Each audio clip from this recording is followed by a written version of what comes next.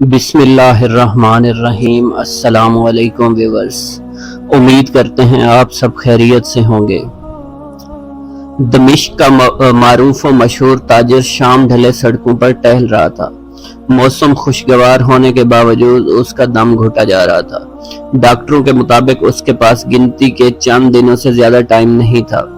ملک کے ڈاکٹروں نے جواب دے دیا تھا۔ ایک ننھی سی امید تھی کہ امریکہ میں علاج ہو سکتا ہے، وہ بھی دم توڑ گئی جب وہاں کسی مہینے ٹیسٹ وغیرہ کرانے کے بعد سینئر ترین ڈاکٹر نے آخر کار ایک دن آ کر اسے نرمی سے سمجھایا، آپ کے پاس زیادہ وقت نہیں ہے، لہٰذا میرا مشورہ ہے، عقل مندی یہی ہوگی کہ باقی کا قیمتی ٹائم آپ اپنے بیوی بچوں کے ساتھ گزاریں۔ بے خبری کے عالم میں نہ جانے کتنی دیر ٹہلتا رہا۔ اس کی سوچوں کا تسلسل تب ٹوٹا جب ٹہلتے ٹہلتے وہ ایک تنگ سے بے رونق پل پر پہنچ چکا تھا۔ سڑک پار دوسری طرف اسٹریٹ لائٹ کے نیچے ایک خاتون کھڑی کسی آدمی سے گفتگو کر رہی تھی۔ عورت اس مرد کی منتیں کر رہی تھی کہ گھر میں بچوں کو کھلانے کے لیے کچھ نہیں، کرایہ دینے کی سکت نہیں، اس لیے انہیں زبردستی گھر سے نہ نکالے۔ لیکن وہ آدمی عورت کو ڈانٹ رہا تھا، کہہ رہا تھا کرایہ دو، خواہ کوئی دھندا کر کے دو، بھلا اس کا سامان باہر پھینک دے گا۔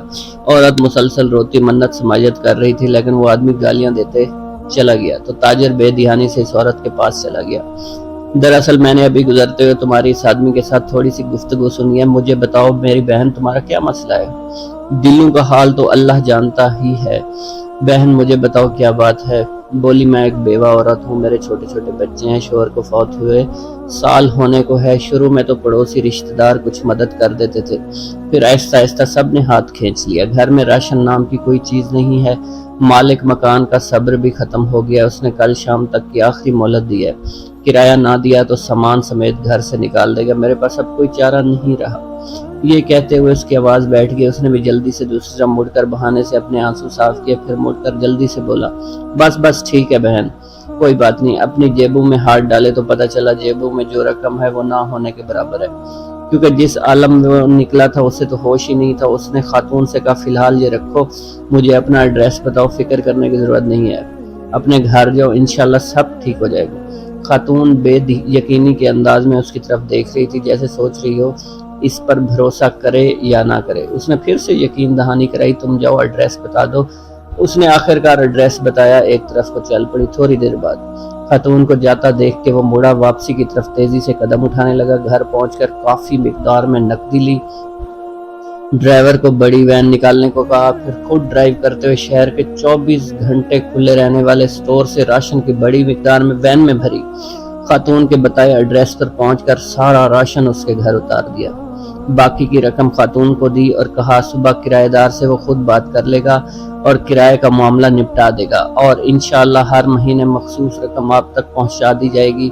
یہ کہہ کر جلدی سے بنا کچھ کہے سنے واپس مڑ گیا۔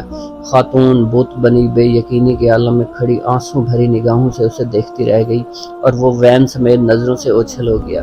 اس کی کیفیت اب کافی بلکہ بہت مختلف تھی۔ اس کے انگ انگ سے خوشی پھوٹ رہی تھی۔ کچھ گھنٹوں پہلے جو اس کی حالت تھی وہ اب بدل گئی تھی۔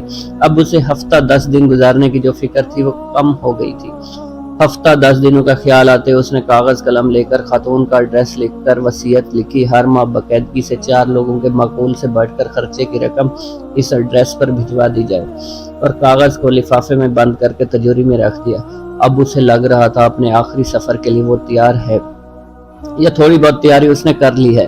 پھر ہفتہ گزر گیا، یوں 15 دن گزر گئے، گھر والوں کو کہنے کے باوجود وہ ہسپتال نہیں گیا۔ پھر پورا 1 مہینہ گزر گیا اور اگلے مہینے کی رقم بھی اس نے فوراً بھجوا دی۔ پھر ایسے 1 مہینہ کرتے پورا سال گزر گیا، وہ معمول کے مطابق رقم بھجواتا رہا۔ پورے 20 سال گزرنے کے بعد ایک رات وہ معمول کے مطابق تہجد کے لیے اٹھا، وضو کر کے تہجد شروع کی، اور سجدے میں دعا کرتے کرتے اس کی سانس ختم ہو گئی۔ اس جہان فانی سے سجدے کی حالت میں وہ رخصت ہو گیا۔